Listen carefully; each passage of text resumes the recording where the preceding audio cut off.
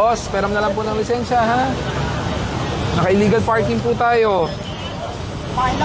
Po, pasensya na po, pero hinarangan nyo na yung bike lane. Naka-illegal park po kayo. Pwede ba ako mag-picture sa'yo, sir? Opo, opo. Hindi bawal? Hindi, sige po. Nahuli na ako eh. Nahuli ka na. Pasensya na, sir. Ikaw kasi, dapat pumapala doon sa maayos. Oo nga eh. Okay, Pasensya na, sir. sige po. Obstruction lang po tayo. Wala na, sir. Pwede po yan sa Land Bank, pwede rin po sa GCash. Sige po sir, pero na lang po. Skog, yung mga trapal, tulungan nyo na tanggalin.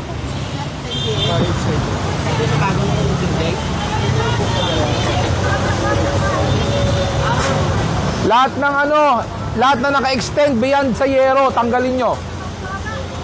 Hanggang yero lang sila. Yung taxi po dito ay ibigay yung lisensya niya. Nasaan? Boss, pera muna ng lisensya mo. Pera po ng lisensya muna. Sige po, papresent po ng lisensya. May lisensya po ba kayo? Sige, papresent po.